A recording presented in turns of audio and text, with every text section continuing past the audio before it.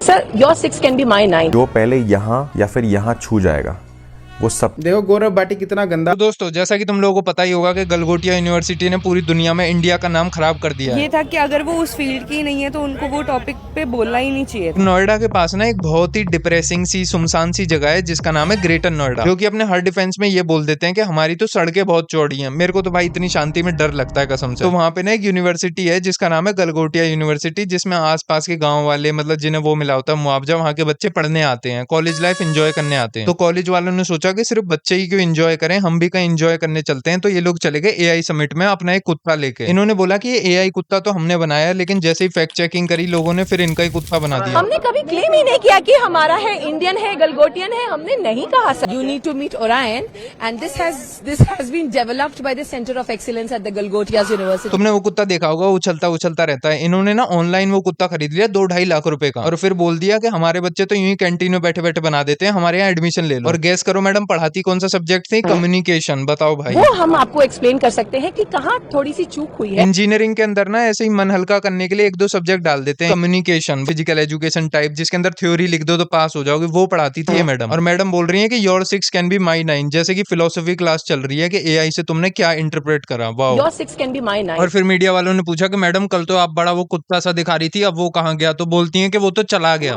वो रोबो जिस काम के लिए आया था वहाँ चला गया। वो तो चला गया। और फिर कॉलेज वालों ने सारा ब्लेम मैडम पे डाल दिया कि यही ज्यादा कैमरे के आगे आके हीरोइन बननी थी, हमने इन्हें ऐसा बोलने को कुछ बोला ही नहीं था। और इन्होंने एक फुटबॉल वाला ड्रोन भी बनाया था, जो कि पता नहीं चाइना ने बहुत साल पहले ही बना दिया था, और अब तो मेरे को लग रहा है इंडिया के अंदर वो शादियों में भी यूज होता ये होगा। बहुत इंटरेस्टिंग सी चीज है।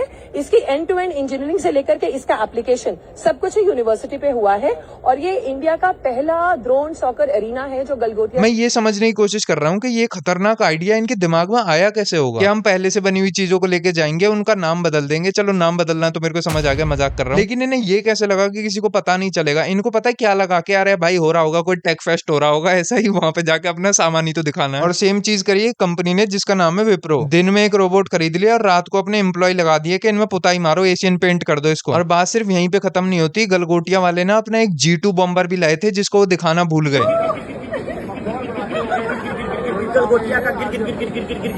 और सोचो ये तो 2-3 प्रोडक्ट्स हमारे सामने आ गए, ऐसे कितने प्रोडक्ट्स होंगे, ऐसी कितनी टेक्नोलॉजिकल एडवांसमेंट होगी जो हमसे छुपा के रखी है गलगोटिया यूनिवर्सिटी ने। मेरे को अब समझ आया कि कभी मैं यमुना एक्सप्रेस वे के सामने से जा रहा होता था तो इनकी यूनिवर्सिटी के सामने मेरे को अजीब सी रेडिएशन सी फील क्यों होती थी। अब तो ये सिर्फ कॉन्स्पिरेसी नहीं रही, मेरे को लग रहा है दनकौर 51 इज रियल भाइयों। मेरे को लगता ही था कि यूनिवर्सिटी इतने सुनसान जगह पे क्यों है, ये मतलब कुछ ना कुछ तो एक्सपेरिमेंट चल ही रहा है यहाँ पे। और जो सारी चीजें खराब हो जाती है इसके बाद मैडम बोलती है कि जो शुभंकर मिश्रा है ना वो हमारे कॉलेज का एलुमिनाई है। पहली बार शुभंकर मिश्रा को ऐसा लगा होगा कि ये नहीं करना चाहिए था, इतना नहीं गिरना चाहिए था, मेरे को एक्नॉलेज नहीं करना चाहिए था यहाँ पे। बाय द वे अब समझ आया तुम्हें शिवलिंग के अंदर वो धतूरे की रेडिएशन, वो सारी बातें शुभंकर करता क्यों था? ओ भाई, वैज्ञानिक दृष्टिकोण से क्या आप जानते हैं? मतलब ऐसा समझो कि AKTU ने तो जन्म ही लिया है नाक कटाने के लिए। सिर्फ गलगोटिया की बात नहीं है, कुछ ऐसी अंडररेटेड शक्तियां हैं जिसमें मैंने भी पढ़ाई करी है, और मैं इस सच को ना हमेशा के लिए झुटला देना चाहता हूँ। मेरा कॉलेज पता है क्या करता था? 3 पहिए की गाड़ी बनाई, पूरे ग्राउंड में दौड़ा दी, हो गया हमारा साइंटिफिक टेम्परामेंट। पहले तो ये लोग फिर भी शायद फीस लेते थे, अब तो इन्होंने वो के नाच ले आना, गेहूं ले आना, हमारे जो डायरेक्टर साहब हैं वो पिसवा के ले आएंगे। तुम्हें पता है हमारा जो डायरेक्टर था ना बोतल लेके पीछे खेत में जाता था। बताओ भाई, चलो ये तो फिर भी मजाक है, लेकिन एक सच बात बताता हूँ, हमारे जो प्रोफेसर थे ना वो हमारे साथ ही सुसु करते थे एक ही वॉशरूम में। मतलब बहुत अजीब लगता था कि क्लास में तुम फिजिक्स पढ़ रहे हो लेकिन वॉशरूम के अंदर तुम दोनों एक संग जोर लगा के धार मार रहे हो। तो भाइयों यही सारी चीजें देख देख के मेरे अंदर का साइंटिफिक टेम्परामेंट अंदर ही मर गया। भाइयों ये एआई समिट देख के मेरे को देश की एआई की बहुत ही ज्यादा चिंता हो रही है। भाजपा जिंदाबाद है, सारी जनता जिंदाबाद है।